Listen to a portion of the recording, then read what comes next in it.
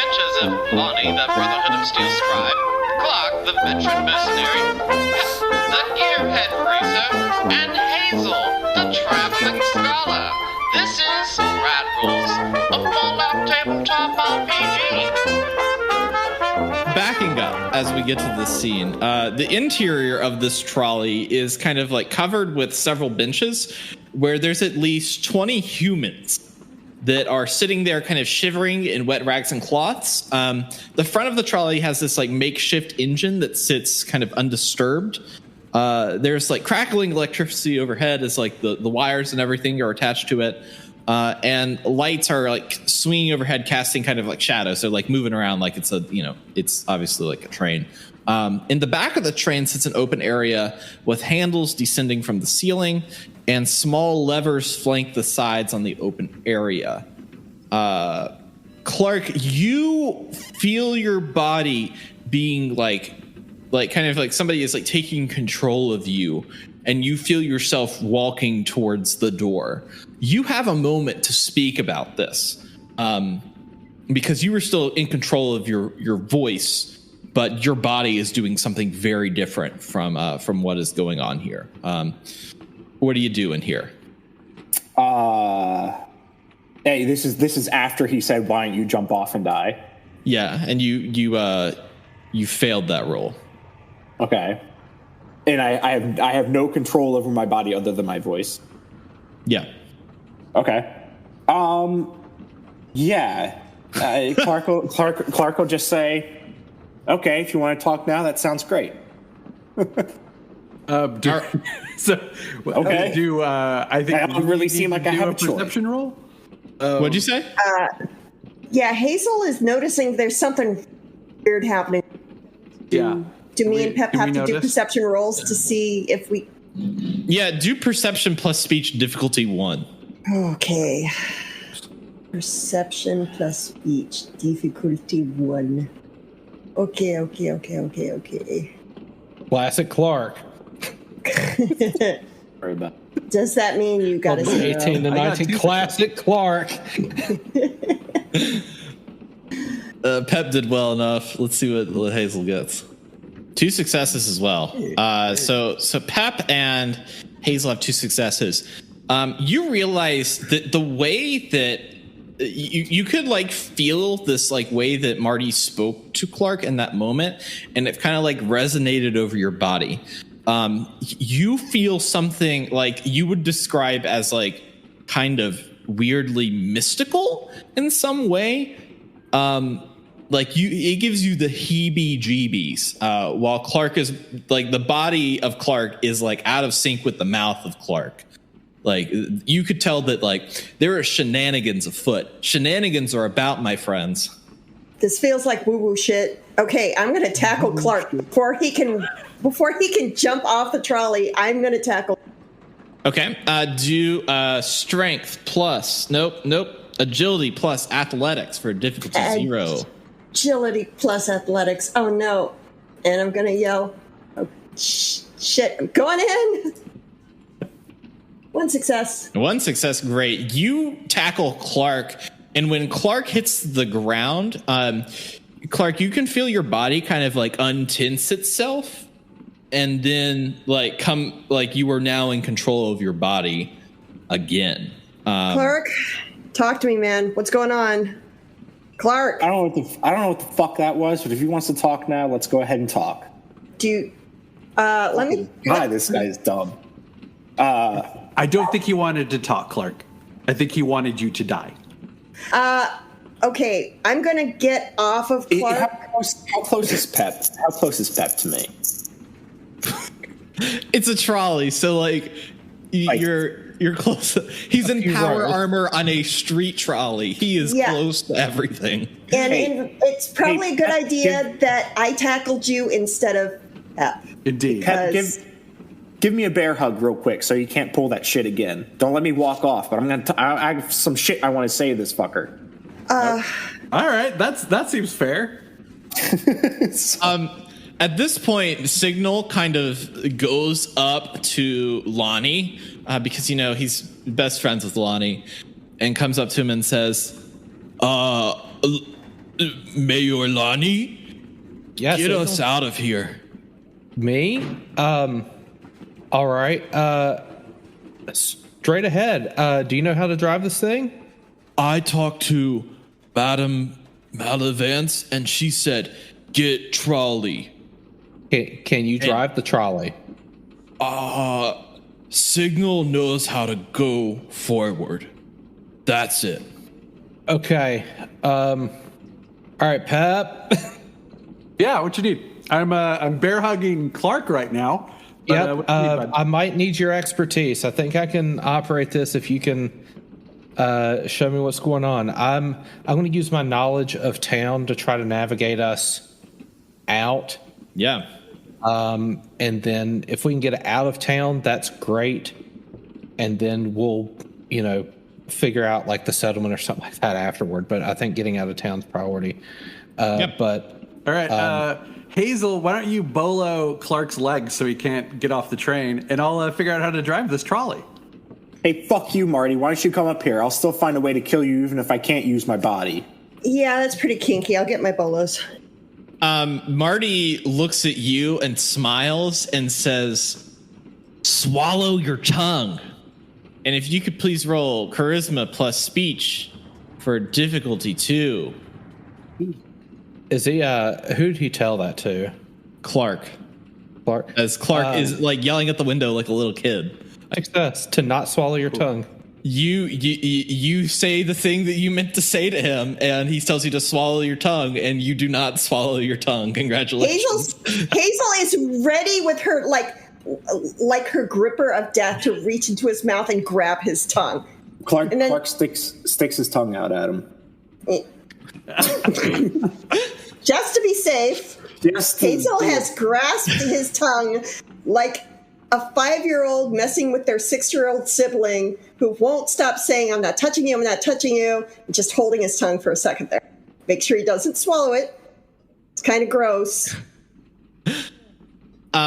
So for Pep, Heart's in the there's right place. there's like this you can note it, like knowing like your history of cars. I'm not going to make you identify what's an engine or not. You're just going to know because that's like can Lonnie look at power armor know what that is? Like you recognize that there is an engine. It's different from any engine you've particularly seen because it's a very compact nuclear engine in the front of this car. You have some experience with them, but experience with nuclear engines, but not particularly this style that seemed like it was designed for a streetcar. Okay. And now thinking about this, a streetcar named Desire is like literally something I've almost said a million times. Anyways, anywho, All if right, you so want to do anything with that, you know what it is. Okay, so Lonnie is driving, correct? I think you're driving. Lonnie wants to direct. Oh, okay. So, Lonnie Yeah, wants I mean, that. if you can teach me how to drive, great. But I think I don't feel like now's the time. right. Well, I mean, now that we have figured out how it's to, the perfect time. well, we've got Clark situated. My concern was like, okay, that's a lot for Pep to do is to bear hug you and try to drive. Like, imagine having a toddler in your lap while you're Oh, trying. I thought Clark is boloed at this point. that solves that problem. I have So- thoroughly restrained him, including his tongue. So he's mostly Clark's not fighting that, by the way, because like he asked to be restrained. Yeah. Right, So, he did. so here's what Pep would want to do. He's going to keep. He's going to Lonnie. All right, you steer. You know the streets. You know the roads. You go ahead and steer. Like just keep it steady.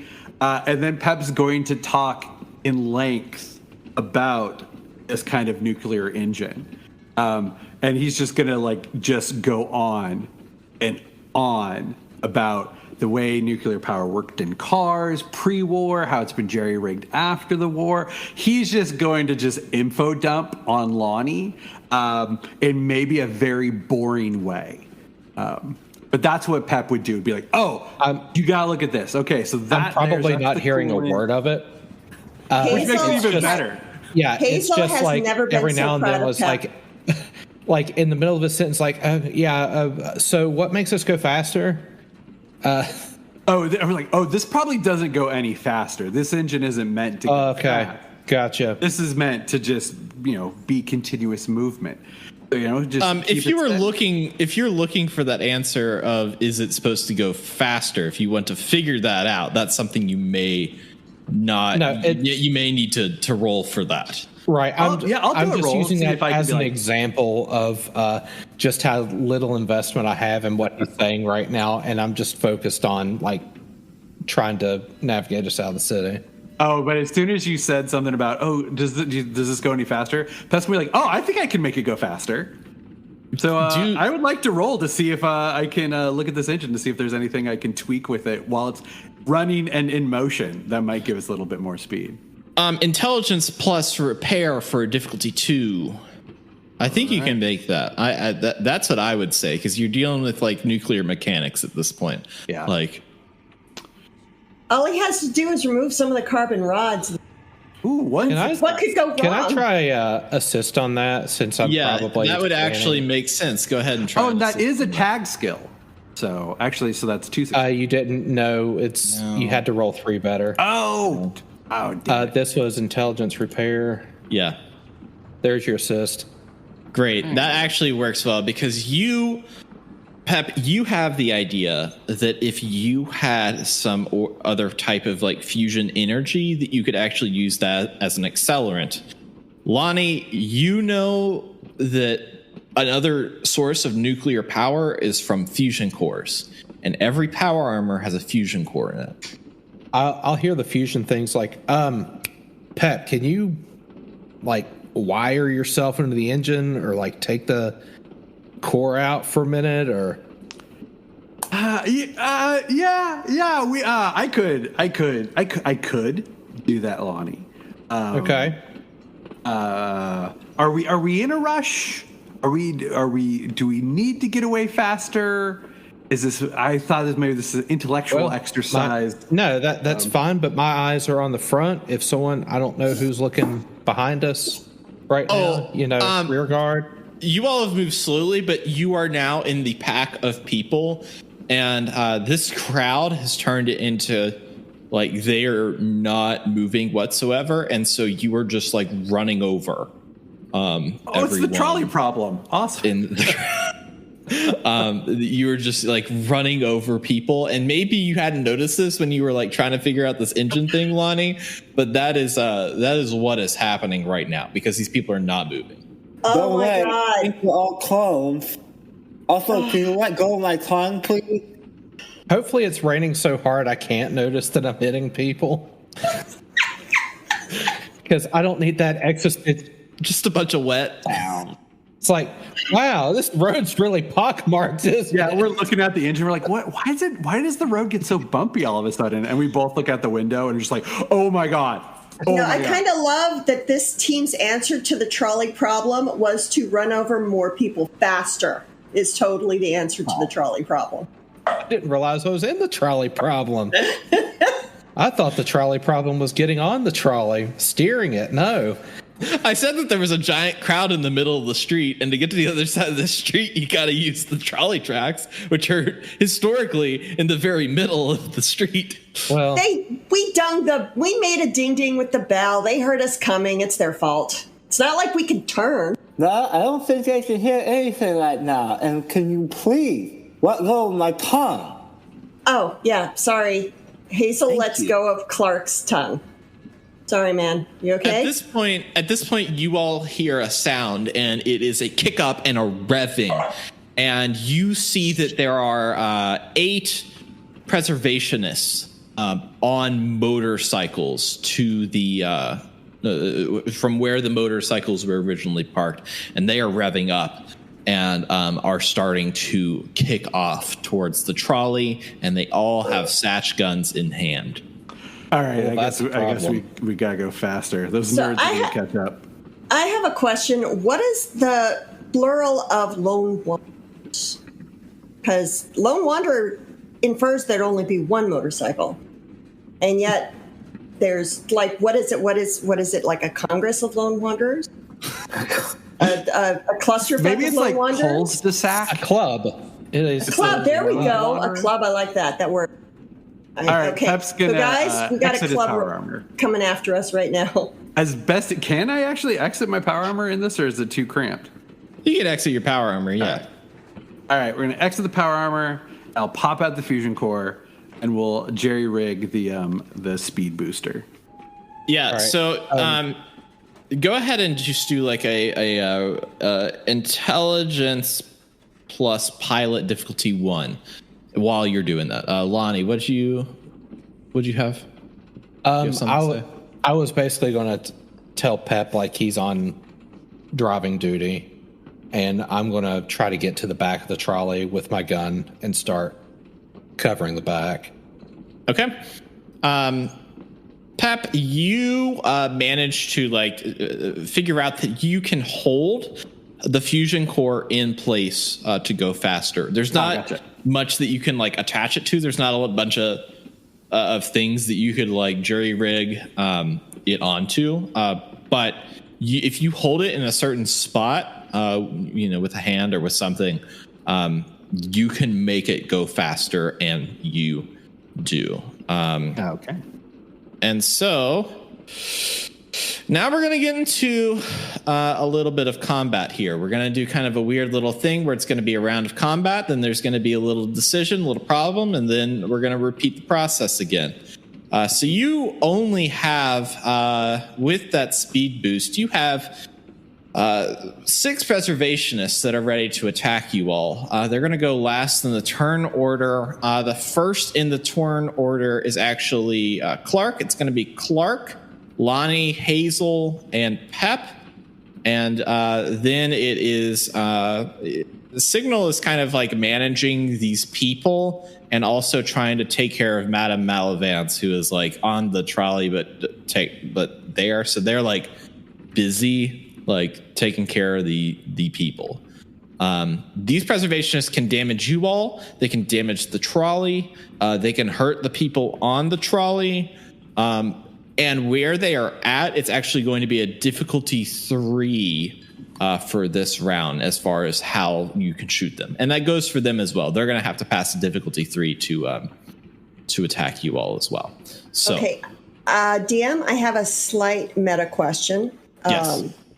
So when I had Hazel grab a drink right before we left, my intention was to have her grab a bottle of something. Okay.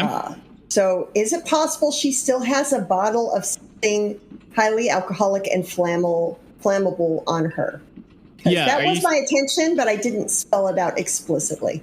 Yeah, I think you specifically said you were grabbing a drink, so I think that's fine. Yeah, if you want a Molotov or something. Yeah, I wasn't going to pour petite cocktail. Yep. But she was not in the mood for that. Although I think absinthe does have a high enough alcohol content that it would work as a Molotov cocktail. Sure. All right, so Clark is first in the order here. Perfect. Clark only grabbed his sword from Pep. So Who grabbed Clark's gun? Please I guess it's somebody still grabbed it. possession. Did somebody say that they grabbed Clark's gun? I took his Hazel- weapon and gave Pep the Hazel sword. was covering with Clark's gun Okay. That's Okay. when she went to cover. Oh, good. Okay. You're near me. Because my itty Hazel bitty piccolo isn't going to do a lot, and she was aware of that. just doled them out, didn't y'all? Yeah. So I'm going to need my gun, Hazel, I think. I could have All right, that. Hazel's going to think for a minute and is going to check. Yeah, there's Marty Buffon and his weird sort of mind warping, like charm voice thing. He's too far away to do that to Clark again. Yeah, you all have passed by that crowd. You do not see these people anymore, and like you all are kind of like this is a chase scene. Okay, so yeah, Hazel's definitely going to hand the gun back, and she's going to unbolo his legs and his arms for him very quickly. I feel like that should be like Clark's turn and probably Hazel's while we do that. Yeah, Sure. It's going to take me a while to do that. Yeah, so I'll right. get my gun and we'll untie me, and I guess whoever's next in the round. Sounds great. Nightmare Lonnie. Well, I've got my gun out. Problem is, this is going to be a tough shot for this essentially laser shotgun. And it's inaccurate, so I can't take a minor action to improve my aim. So I'm just going to take a shot and see what happens, because mainly I was like, maybe it'll run someone off the road. Who knows? Additional dice. That's just a single success. Yeah, so you take a shot, and you just like miss. You're going so fast in the trolley. There's motorcycles. There's a lot going on. Getting a shot off in this, I think, is kind of tough. That was predictable. Yeah. Next up, we've got Pep. You don't have power armor on. You're holding a core in place. What are you doing? Steering wheel in the other hand. Are the motorcycles still behind us, or are they kind of catching up to our sides? They're not like in front of you. They're kind of like they were are surrounding you until you held that fusion core in, and then like the faster you go, the more they'll be towards your back. Listen. Okay. Yeah. Best course of action is just keeping steady hand on the wheel, trying to get us ahead of them as much as possible. Okay. Great. That is perfect. Next up, we've got all these preservationists looking. They're out here today. They're looking to make some shots, some big moves here. You know, they're trying to get a promotion. They're trying to be really well preserved, I think. Yeah, let's see what they do. They only get 2 successes, so one of them misses. We're just gonna have a few rounds here to see if all 6 of them can kind of get off any shots whatsoever. They did not get off. Well, I got one more. Let's see if they pull it off. Oh, got one that pulled it off. Hero Man did it. Oh, he did. Oh no. Yeah, let's who was that one targeting? I have no clue, but as far as people that are like up and about, the only one that's fired off has been Lonnie. So they're definitely aiming for Lonnie with this one, and I'm gonna roll 3 damage dice, and we'll see what tracks here. You take a whopping 1 damage, Lonnie. I've got energy 2 on everything, so yeah, it's gonna be. It's going to be nothing. So you that rolled the back though, didn't it? It did. That's piercing 1, so it ignores 1 armor. Wait, I still have energy 2 on everything. You still have energy 2 on everything. Okay. Yep. Are you gonna roll it as a crit for that, since it was a 1? Well, yep, I would. It is indeed a 1. And thanks, Clark. Sorry, Lonnie. I think it's 2. Do it. I think they got to do it. I mean, it should be. I think you're right. I did a 1, and we're doing roll 3 more ones. If you feel like we got to do it, you know. Roll 3 more. I'm getting there. Just give me a second. Do it, coward. I'm getting there.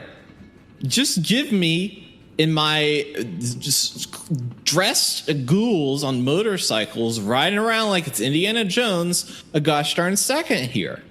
Don't taunt the DM. It's a bad idea. So that is a total 2 damage, 1 pierce. I'll take 1 damage. Okay. Yeah. 1 damage to you. At this point, the trolley itself, you all are, Pep's kind of driving. Pep, you see a warehouse, and you know that the trolley is on the tracks, and it's going to go through that warehouse.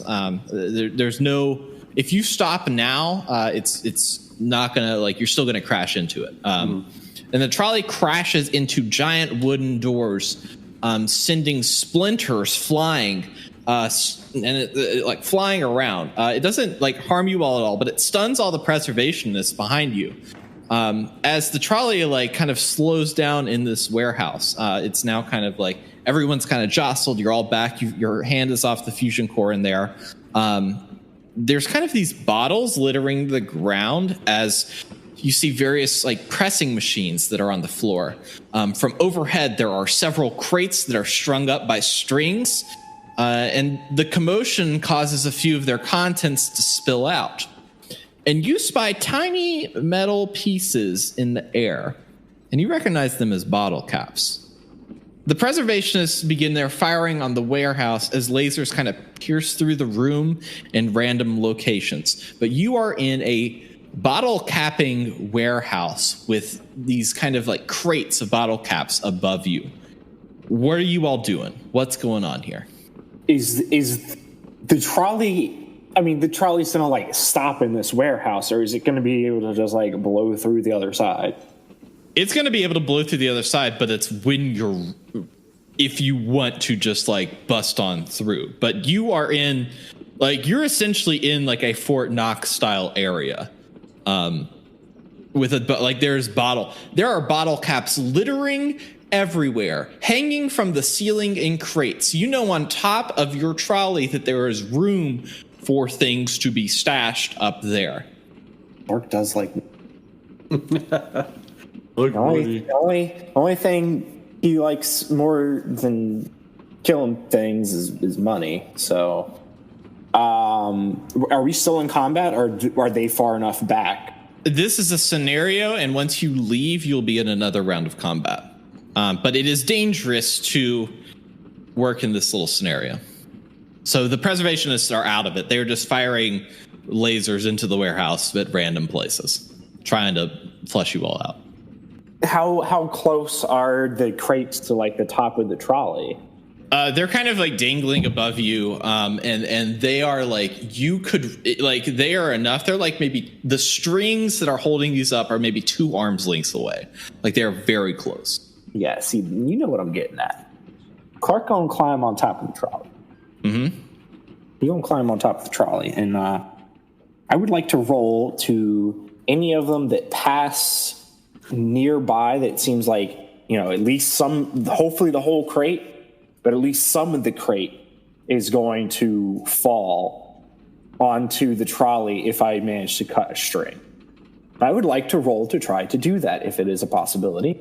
What, are you cutting it with its sword? With the sword? Yes, with the sword. Do a luck plus melee weapons for a. We're gonna do a difficulty 3, but based on what you roll, there will be different levels of success for that. Okay, I have. All right, what was the roll again? Luck. Plus melee weapons. I have a 4 in luck, and I have. I got a 4 in melee weapons, and it is a tag skill. And what I'm going to do is I have my final AP that I can spend. Okay. I'm going to roll the 3. Okay. See how that looks. Jesus Christ. All right, well, never mind. Actually, you know what? Whatever. He wants money, right? That's a very Clark thing to do. I'm going to re-roll I'm going to use all 3 of my luck points, and I'm going to re-roll it. All 3 of them. Okay. Oh my God. All right. No successes at all anywhere. And I have no available luck. You go up to try to. Oh my God. How do I describe this? You go up to, you grab your sword, you go up to go cut the crates off. And as you cut, you kind of have this like weird muscle spasm because literally somebody was controlling your body earlier. And you try to control that. And you try to like whip your sword around to bring it around. And there was about maybe like 4 crates in this giant sack above you. 3 of those crates go crashing down the sides of the trolley. And one of them lands directly into it. But these crates themselves have kind of fallen, and as the lasers are piercing in, the bottle caps that are on the floor now of the warehouse are melting. Like, how can I make this even worse for you? How can I make this like the most possible thing? I think the melting. He hasn't dropped his sword yet. He hasn't dropped his sword. Oh. And you drop when you cut it. Yeah, this is great. See, this is why I need why I need Jared in my life. When you cut it, your sword is lodged into the box that is sitting on the trolley. You can pull it out yourself. I thought you were going to say it fell off, and I was like, all right. No. You know what he's doing next. So the lasers, let me get this right, metagaming here. The ground has gotten so hot from all the lasers that the bottle caps, the aluminum bottle caps on the floor of the place are melting. Yes. So, it is now melting. The floor is lava because Clark literally used every stroke of luck he had. And I had previously said that if you do that, there's going to be even worse outcomes. So now you just have a crate of bottle caps on top of the trolley. The floor is lava. Okay, so the floor is lava all around us. And it's a hot enough temperature, it should melt the tires of the motorcycle. That's in the warehouse. The motorcycles are not in the warehouse themselves. Man, they are from the outside shooting in. Is the trolley is still moving? It is like slowly moving forward. Pep has taken the fusion core off of it, so kind of like Pep is the driver here, and he kind of can control how fast this goes. And so you generally have like really slow, like moving along, or if he puts the fusion core on it, you can start busting through some stuff. Yeah, I take it that Pep was jostled, and the fusion core kind of is wherever he's kind of holding it up against. And as soon as he's kind of like settled and seeing a hot, melty floor, that fusion core is going back in its spot, and Pep is going full steam ahead. Clark, after he sees that the bottle caps are melting, he's gonna just fall prone on the roof of the trolley, and he's gonna like kind of like the railing over the top. He's gonna grab onto and like stick his head fully sort of like over the edge of the trolley. And loud enough that everybody can hear him, he's going to just give off a string of expletives and a few colorful ones. I don't feel like we should put on the podcast, but he's just going to go at it for a little while with the tragedy of seeing all of this money that he is now squandered away. I like it. At that point, you were yelling expletives as kind of the fusion core gets tucked into it, and so like then that like accelerates you a little bit, and you hear like a fa, and you know you're kind of like jostled back up on top of the roof, and the train is moving forward again. Clark, you are on top of the roof. You were also first in the turn order. There are there's 6 preservationists like there were before. I'm not counting the ones down here that are kind of. Anyways, there's 6 preservationists. What are you doing? They're all still at difficulty 3 to hit. I'm gonna sort of like stay prone, but kind of like roll on my back to the crate, and like staying prone on my back, trying to dislodge the sword from the crate. When you so he's like kind of on his back, and he's gonna like kick his leg up to like get some leverage and kind of like yank this thing out. Do luck plus melee weapons for difficulty 2. I'm lucky. This character is not lucky. Does not have points in luck. All right. Luck is a 4. Let me give that back 2. And what did you say? Melee weapons? Yeah, melee weapons difficulty 2. All right. So needed 8 or lower. Okay. There we go. 3 successes. So when you pull your sword out, you see a few bottle caps kind of escape like there was a leak, and then one bottle cap flushes completely over the thing that you had your sword in, so that no more bottle caps are leaking out of this crate. You generally knowing on like you are kind of adverse in money. You understand money. You notice that you probably have about 5,000 bottle caps in this crate. For my minor action, Clark would like to pocket any of the bottle caps that fell out on the trolley. Okay, you pocket 3 bottle caps. However many it is. That's, sure. 3 bottle caps. Good job, buddy. Moving on to Lonnie Haybear here. I'm going to take another just Hail Mary shot here to see if Hail Mary. Yeah, see if you can hit some. Hey. Dang. Yeah, roll double for me as well. Pretty much. Also, the thing is, if you hit one of them, with just like regular 2 dice, you're most likely going to get that double damage crit because of how the rolls go. Right. It's just the rules. The rules I made. Oh, 1 second. That's Rules. I did something to try to compensate, and then I realized that it's got that going on. All right. So that is 7 damage. It will pierce through 2 armor, and it will also do 3 damage to 2 other sites. So if you're not keeping track of where the bullets are hitting, that's 13 damage. So you you fire off this shot, and you press that 4th valve, and it's absolutely like it just like comes out of the barrel, and it doesn't actually it hits the preservationist, and he's hurt. But it ignites the gas canister on the motorcycle as well, and there's a giant explosion and a puff of smoke as you travel forward that disappears behind you. So good job, you got one of them down. You did good. Yay! He's still alive, right? I didn't kill him, right? I hope Batman. Not. Just a no-death run. I'm trying to. Oh yeah, okay.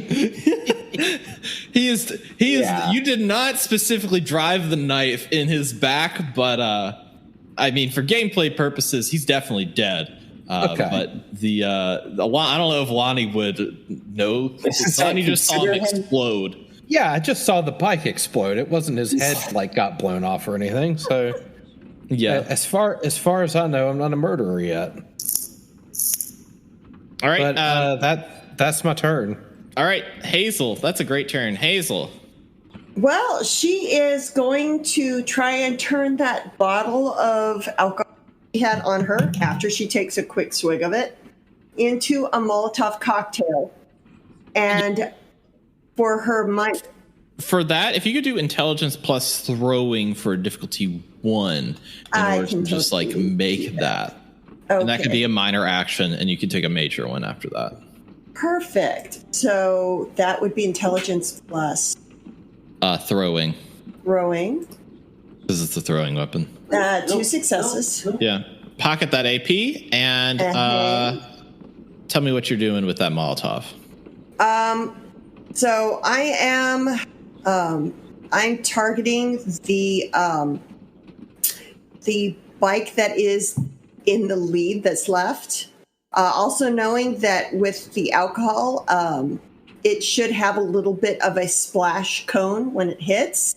So anybody behind it should end up driving through the fire from the Molotov cocktail also.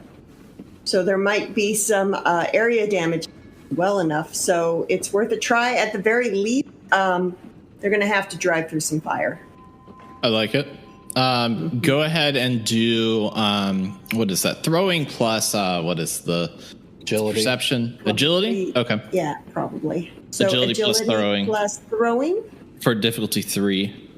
Let's see. Do I want to add one of my AP to it? I think I only have 1 AP left. You got an AP earlier for... Yep, I did. You know what? I'm going to use my AP to do 3 D20s. So, rolling 2 successes.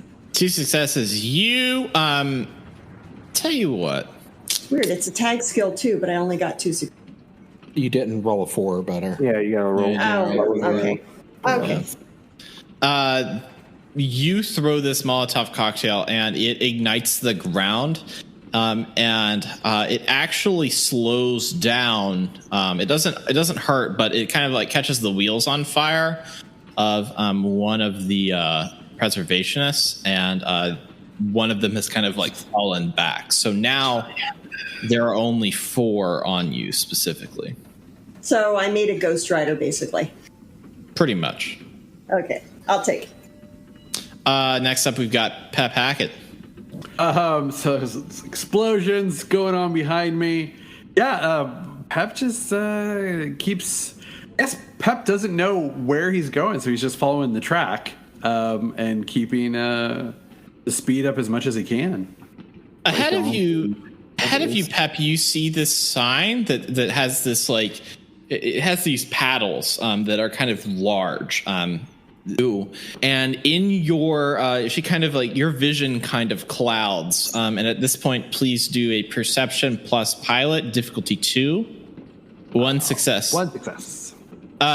So you see a vision of a kind of a radio station that has a number of different buildings that are connected by this arcing electricity that connects all of them, and the vision kind of like blinks itself out, and another vision comes in, and it has, hang on one second, it has this kind of like fortress that's built around a radio, this kind of radio tower, this kind of like metal, like bunker almost. It's like a castle, and your vision comes back, and you realize that you've taken the fusion core off of the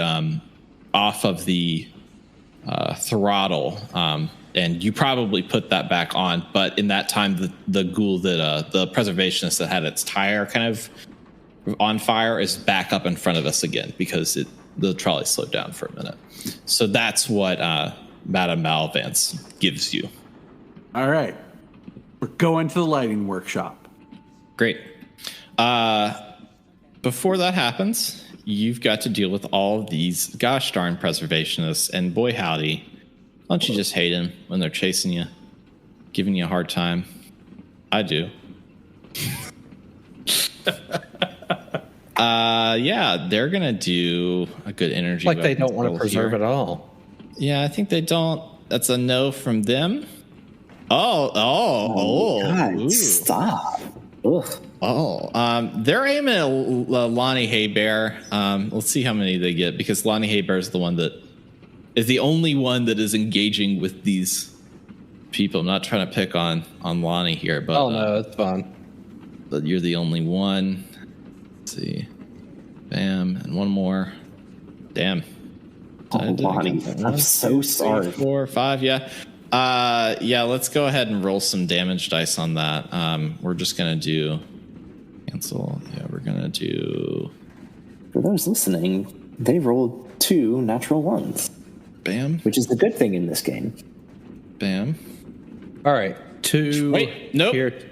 Nope. Wait, that's the first attack though. That's the first guy, right? The devil's in the details here. What are you talking about? Like the first pair of rolls is from the first attack, correct? Yes. Okay. So that is 2 damage total. That is 1 piercing, but that doesn't go through. Yes. Wait, so there's the spread. So it actually, okay. No, it spreads though. So it'll do 2 damage at one place and 1 at another. But I've got energy resistance 2 everywhere. So that first one is moot. Yeah. This second one's going to be bad. Yeah, correct. Okay, because that is 4 damage. Yep. And then 2 with 3 piercing. Yeah. Which means all of it goes through. So there is a 4, 2, all piercing. So 4, 6, 8. That's 10 damage. Yeah. I took 10 damage. One thing I really like about this game is the combat is much all of a sudden shit can get real like very quickly, and I think that's congruent with the world. How many hit points does Lonnie have? I'm down to 5. That hit me at 4 different places, guys. Oof. Like that was bat, bat, bat, bat. Like that was. Your body is just stay down, riddled. Yeah, that hurt real bad. So at this point, you hear a buzzing sound kind of above you, above the trolley, and electricity kind of like is going with the trolley itself, and the buzzing is growing louder, and then the trolley kind of like screeches to a halt as it enters another large warehouse. there's up above. There's kind of like electricity that's arcing between a bunch of giant orbs. The orbs are kind of up in the air. There's these machines. They're kind of compact enough so that they're the size of, let's say a crate. And there's a bunch of them that are kind of up above. There's a number of lighting fixtures that are kind of like dangling throughout as well. What's going on here? The person that's on top of the train currently is Clark. So I will probably start with him or the other, we'll start with him since he's the first one to kind of like get this in view of what's going on here. Well, I guess it's time for redemption. Try and cut down another crate here. Can't go any worse, can it? They aren't exactly crates. They are the kind of machinery that's been, I guess, like suspended by some metal brackets from the top of it. I'm not trying to dissuade you from doing like a giant apple. Let's cut the pirate's booty and throw it on the thing, but it would have to require something different from you, as they are like metal bars that come down that are just holding these things in place. You could still get them off if you wanted to. But how sturdy do they look? They are rusty, my friend. They are rusty motherfuckers. How tall are they above? They are within 2 arms length. Whatever. Clark is going to jump on top of the crate of bottle caps and then kind of like ready himself and try and just like tackle it as the trolley drives past it. Okay. Okay. You get his ready stance. He's like, all right, come on, we got this one. It's like in Wipeout when like the really slow moving, yes. like padded thing goes. You're just committed to hugging on to it. Yes, exactly. I think agility plus athletics. We'll do another difficulty 3 with a mixed success based on what you roll. Last time you rolled complete fails. I have a 9 in agility this time, and a 2 in athletics, so the odds are in my favor. But I'm not going to spend an AP, and it's not a tag skill, so I can't get, unless I get like a natural 1 or anything. I'm not going to get. You got like all a 75% chance or something. Yeah, I'm not going to get all 3 here, but I'm going to go ahead and we're going to roll this. And what do we get here? Okay. That's no successes. So. Yeah, my friend. Clark readies himself from that crate and jumps onto the. It's kind of like a large base, and at the top is a giant orb that is kind of like arcing electricity between the whole warehouse. And Clark, your hands grab that orb, and they kind of pry onto it, and it electrocutes you. So could you do, I would say, with that roll, let's see, go ahead and, well, I'll do it just for myself. I'll come in here. I'll hurt you myself, by George. I'll do it myself. I'll do it myself. Let's see what a good. So that'd be we'll do that. Let's see what I do have some energy resistance. I would like to say on both hands I have 1, or both arms I have 1. I guess. Okay, yeah, you just take. So that would be with the effect. I'm not sure what the effect of a Tesla thing. I think it's stunning. Probably. I was going to say, probably just if you like jumped onto a Tesla globe and stuck your hands on there, like you're probably stunned. And so with you have at least 1 energy resistance on each hand, right? So go ahead and take 2 damage. Okay. Good thing you got a man bun keeping that hair in place. Otherwise, oh, your hair is fried at the ends now. Like it is like you have gone down and electrocuted yourself, son. Like you've really gotten it up. But so when you grab onto that globe, you manage to pry it free though, and it falls onto the top trunk of the trolley. And when it does, it actually connects with the wires above in the position that you have it in. And while you're still being electrocuted, that's electrocuting the line that's connecting the trolley. And the trolley begins to move even faster. And it is going incredibly fast as it kind of like blows through this warehouse. Warp speed jolly trolley. You see a sign that says like leaving New Orleans, 1 mile. And at this speed, there's only 2 preservationists that are kind of left chasing you all. So we'll do one more round here. So we'll start with Clark. Here's the thing, though, Clark. You done goofed it up. You're still being you're like right in the socket. Like, some people are in the pocket. You're in the socket. So we'll go back to Lonnie Haybear. How are we doing on health there, Lonnie? We're on a scale of 1 to 16. I'm at about a 5. That's very specific. That's a very specific scale. That's amazing. I'm probably going to yell up to the roofs like a little cover fire might be nice, because I haven't heard a single shot be fired from the roof, but I can't respond. Right. I can't respond. Yeah, but like I have no idea what's going on up there. Just a bunch of thudding and no gunfire or anything. It's just, what type of difficult? Are we still looking at like difficulty 3 to fire on these? Change it up because nobody's, we're having fun here. We're all just having fun here, not make up the rules. We're changing up. These guys are getting a little bit closer, and they're now at difficulty 2. All right. I'm gonna spend. It's for fun. I'm gonna spend an action point, and I'm just gonna try to take these guys out. All right. And trust the people. I have in the back of my mind, like, Hazel will take care of me. I've seen her do it before.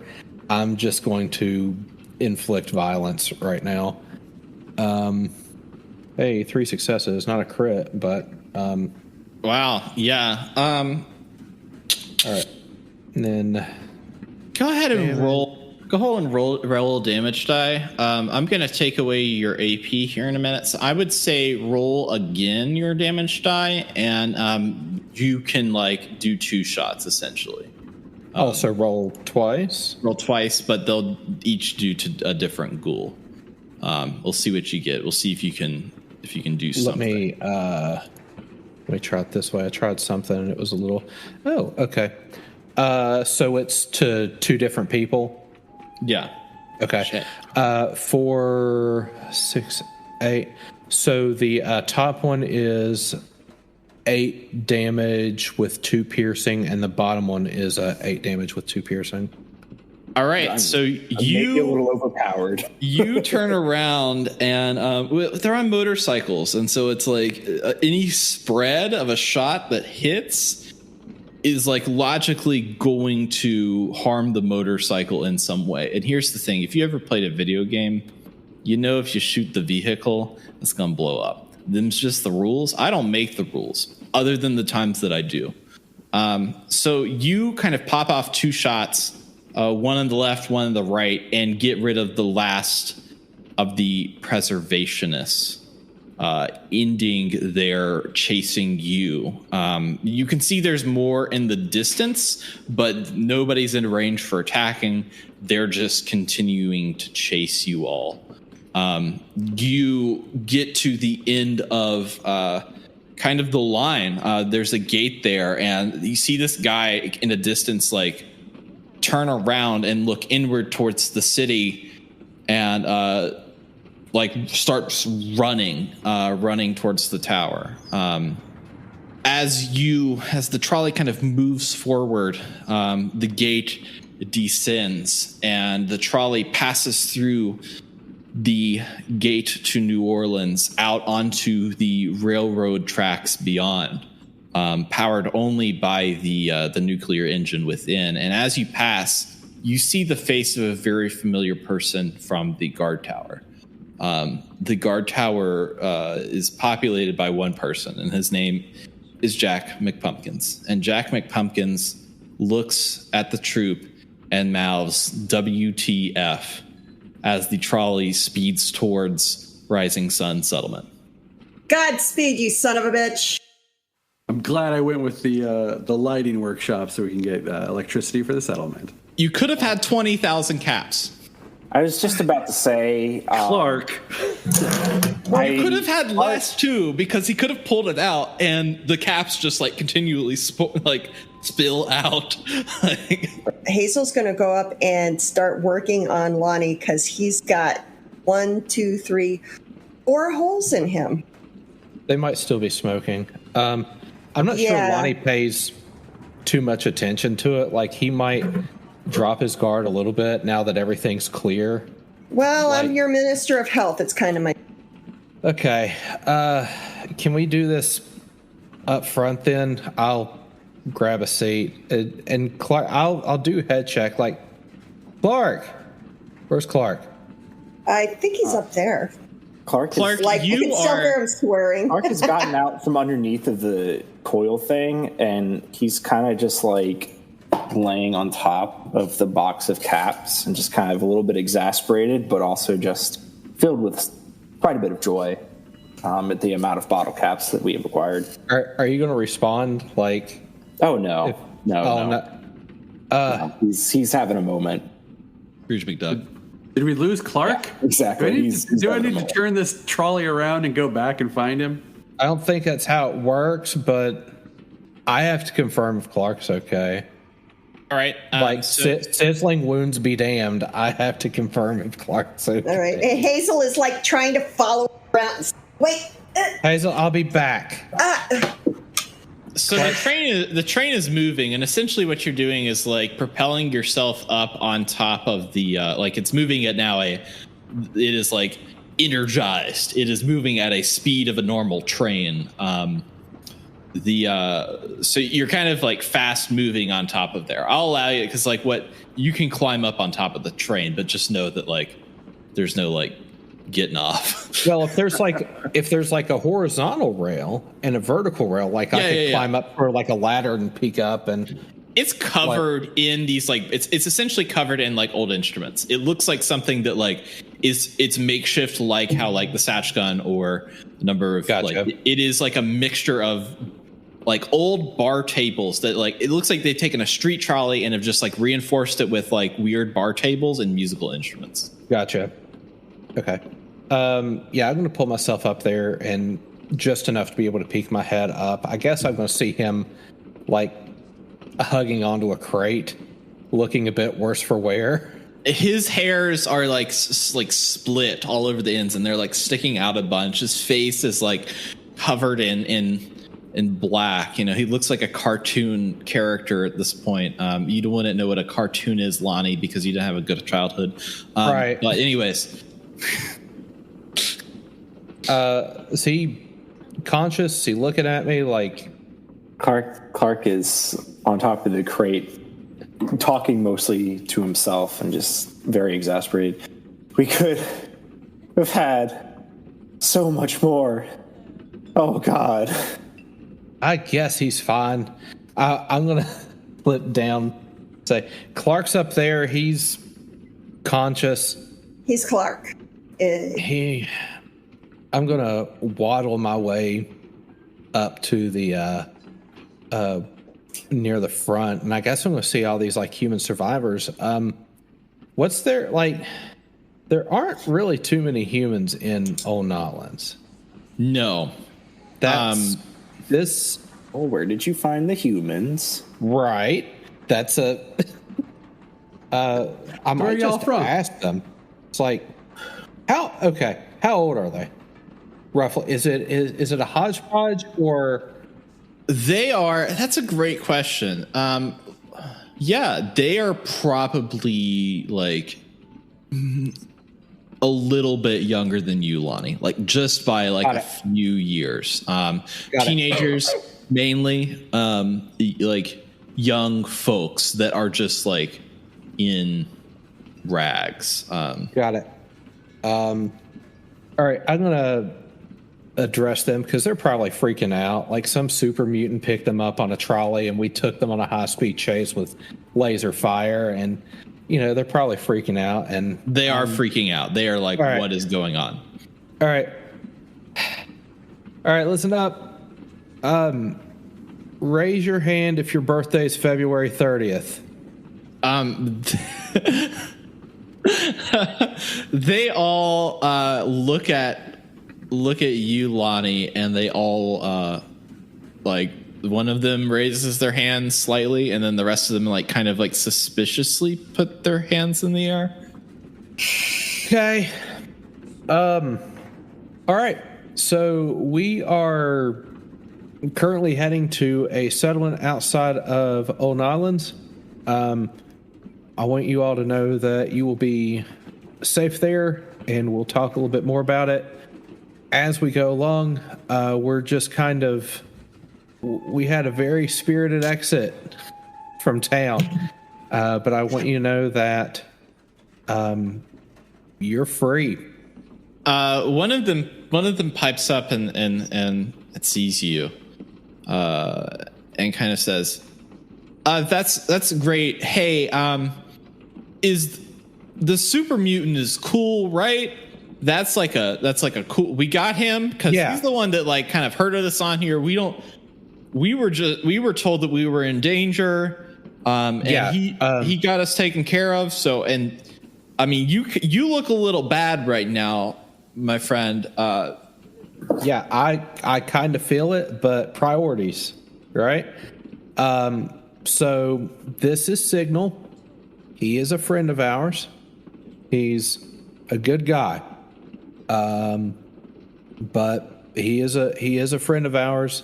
You can trust him. Now, where we're going, there's going to be another super mutant named Bobby, and he's also cool. Okay. I know that you've probably learned a lot of prejudices over the past couple of years. This is going to be a learning opportunity for all of us. Okay. So, once we get to the settlement, we'll talk things out, and you can decide what you want to do. Okay? Like I said, you are free. That's great. Who are you? My name's Lonnie.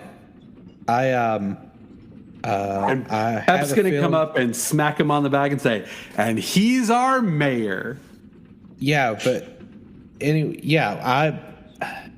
I have a lot in common with you all, and maybe we can talk about it a little bit later. Right now, I just kind of want to sit down for a minute or five. You hear kind of a voice from the back, and it's not necessarily directed at you, but you hear this voice that's like, "Who elected him mayor?"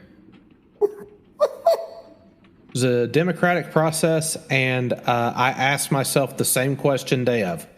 You hear another voice from the back that says, "That was rhetorical." Noted. You can hop off anytime, smartass. Hey, you little shit. We just got you out of a dangerous situation.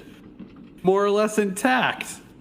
Another one was another one kind of looks at you as like, "Hey, guy in power armor, that is Brotherhood of Steel, maybe?" It was this, I mean, I don't know how to tell you this, but it was the super mutant that got us on here and said that there was trouble. I mean, they were shooting at us in general, and everybody that we knew was kind of non-responsive, except for kind of us here. So I trust whatever's happening here, as long as I get to live and am not I can respond. I can do my thing. I'm cool with that, man. We're that's kind of a new revelation for us too, and we're still trying to figure out what's going on. You may have actually seen more of that than we have. We've been we've been down in the vault. They kind of look at you confused, and they're like, "So what? Clark what does that even mean?" Clark's going to jump down, and he's going to get down on the trolley. He's going to look back over all these people and be like, "Who the fuck are they?" They're orphans. Okay. At this point, Signal kind of drudges over and goes up to Lonnie and says, "Hey, Lonnie. Lonnie? Hey, Signal. What's up? I know good medic. Do you need good medic?" I mean, any medic's probably sufficient right now. Are they on the trolley? Yes. And he turns around and says, "Hazel, green gas." Close. Hi. It's actually green glass, but thank you, Signal, for remembering my name. I appreciate that. Signal like Hazel, green gas. Like Lonnie, hee hee. Yeah. So what is it you call Lonnie? Lonnie, hee hee. The nightmare, Lonnie, hee hee. Mayor Lonnie.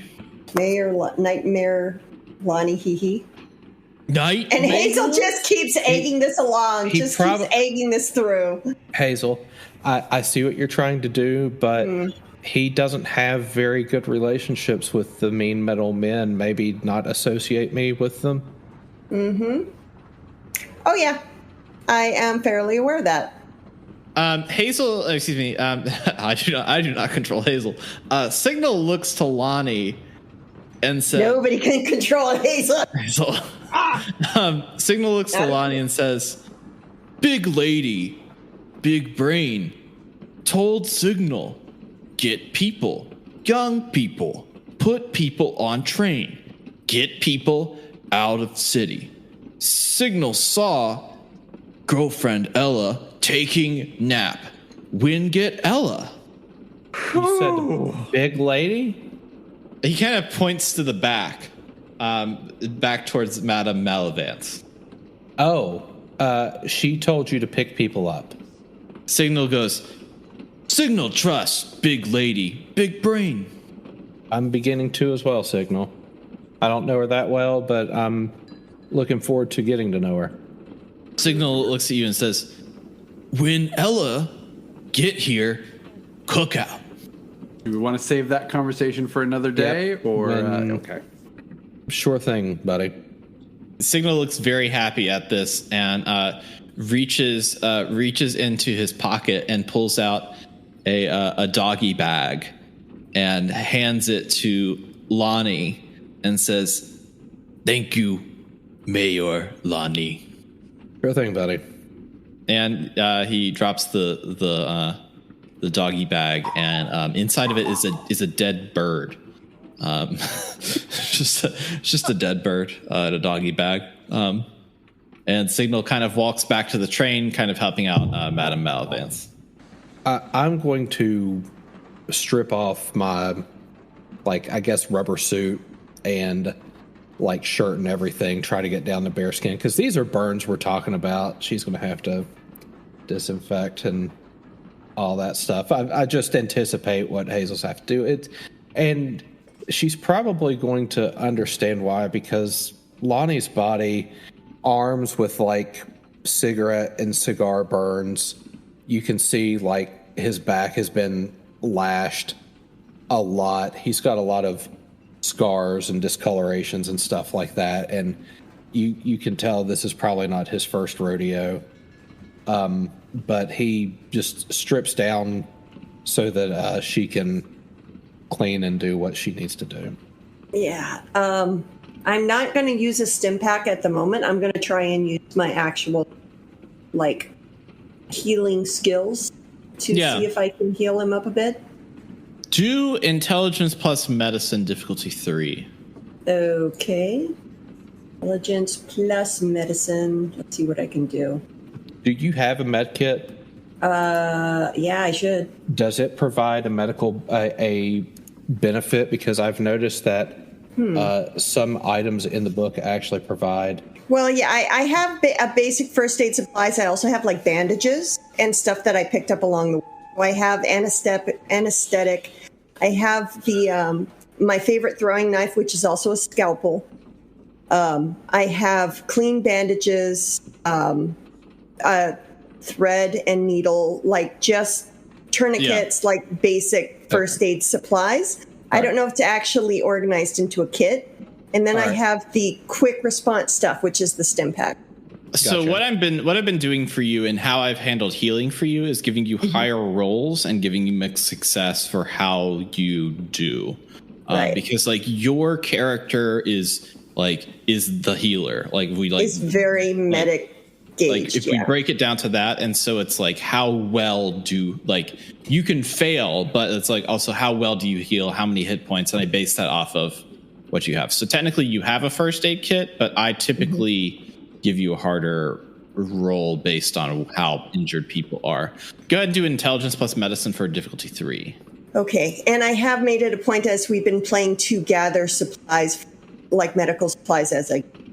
That's so I have been refilling, and like I did specify that I got back my favorite.